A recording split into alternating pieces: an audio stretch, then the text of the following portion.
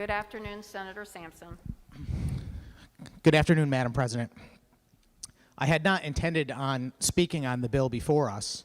I was very much in favor of the underlying bill and had intended simply to hear the conversation. I heard many, many good points made by colleagues on both sides of the aisle, and I was going to vote yes. But with the amendment that's been offered, striking the entire underlying bill and replacing it with a new bill, I discovered that there are 3 sections in this amendment that were not contained in the original bill, and they are something that I have objected to in the past, and I'm very, very disappointed and dismayed to find these items in this bill because it's making it very difficult for me to support the legislation. I'm going to do my best to encourage my colleagues to either withdraw this amendment and offer a corrected one that removes these sections, or if this amendment is adopted, to once again amend the bill to remove these 3 sections, because I do not believe that they are necessary, and I don't believe that they benefit the underlying bill in any way, and that if we were going to create policy regarding these sections, it could be done a whole lot better if it was including people that are involved in the industry. I'm referring to sections 20, 21, and 22 of the amendment, and being a strike-all amendment, they would become the bill. I understand that in a situation where someone has a restraining order against another party because of, well, it could happen for a lot of situations, but because of the situations that this bill hopes to address, that's a real and legitimate problem, and that we should all be working together in our culture and our society to try and resolve it. But the means by which these sections go to resolve that matter, I believe, are a bridge too far. Section 20 requires a landlord to change the locks on an apartment for a tenant if they are asked, because they are named as a protected person in a protective or restraining order. That by itself is a reasonable ask. What is unreasonable is the means by which this process occurs.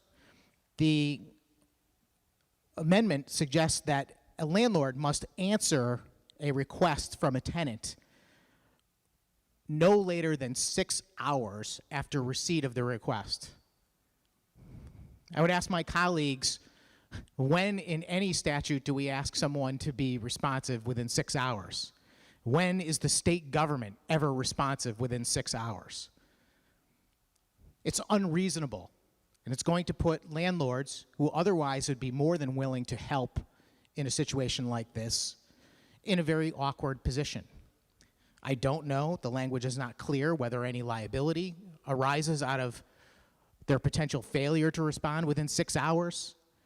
I'm a landlord myself, Madam President, and if someone texted me at 2:30 in the morning and said, you need to change the locks on my apartment because I have a restraining order against my boyfriend or girlfriend, and I did not answer till the morning, would I be in violation of this policy?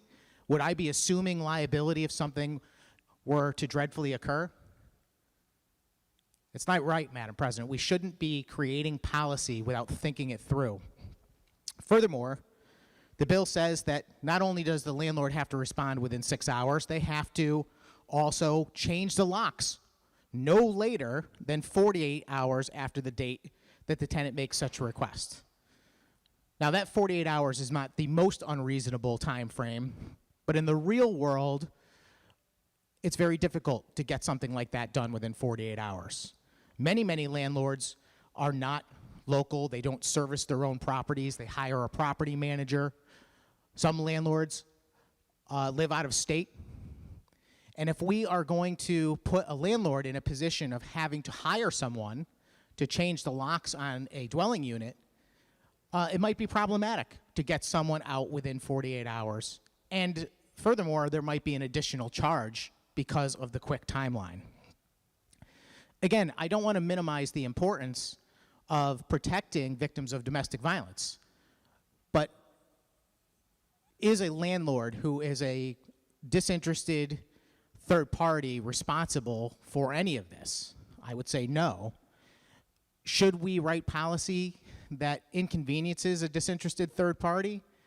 Maybe, if there is a compelling state interest to do so. The thing I would suggest about that is that if we're going to make policy like this, can we please make it reasonable? Can we please make it reasonable? I had addressed this issue when this bill came before, or this language came before this chamber in another bill, and I said, look, I would probably support such a thing, but we got to do something more than 6 hours. You got to give the landlord a reasonable amount of time to get back to someone, and you got to give them a reasonable amount of time to get the locks changed. And I'm not suggesting that it should be an extremely long period of time, but maybe change the 6 hours to 24 hours, maybe change the 48 hours to a week, something like that. The language goes on to say that the tenant may proceed to change the locks, but I would say that if you are a landlord, you probably have something in your lease on purpose to prohibit the tenant from making any alterations to the property. And without getting into a lengthy conversation about how that industry works, you would understand that there's a good reason for that, that landlords don't really like to see their tenants making modifications to their property without their knowledge or consent. And I don't believe this body has the right to consent on behalf of a landlord to having a tenant make changes, especially when it's in, most likely, contained in their lease. It's interesting also that if the tenant is going to change the locks, as is suggested in subsection B, they are indeed required to provide a key to the landlord, but they have 2 days to provide the key to the landlord, not a mere 6 hours. The language goes on to say that the landlord may charge a tenant not exceeding the actual reasonable cost of changing the locks. I don't know what that would be, Madam President.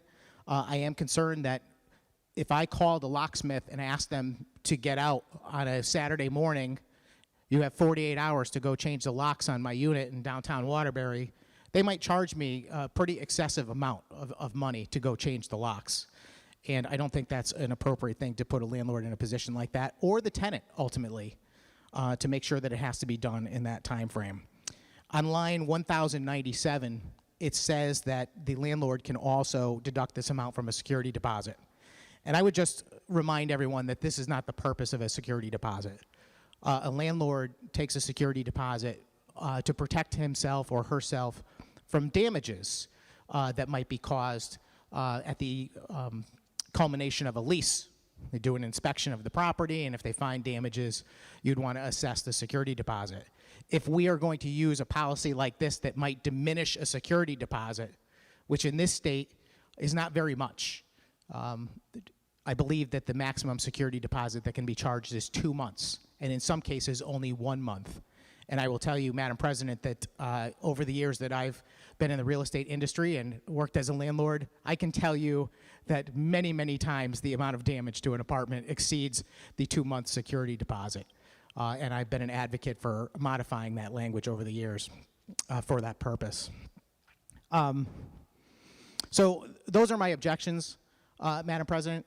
Again, I'm very disappointed. I had every intention of voting for this bill. I would still like very much to support this policy. I am as concerned about victims of domestic violence as any person in this chamber. I want to vote for the final product, but I'm not pleased that this language appeared suddenly and that I had to come out here pretty much unprepared to make my colleagues aware of these concerns. And I believe, because this is a Senate bill, we still have a chance to fix this. We could modify those time frames. We could remove those sections from this bill and still be able to send it clean to the House. And I would ask my colleagues in the majority to please consider my request and my concern. I'm going to vote against this amendment as it is, but I will be offering another amendment, presuming this passes, to remove those sections, and I would really appreciate their support and their help to do that. Thank you, Madam President.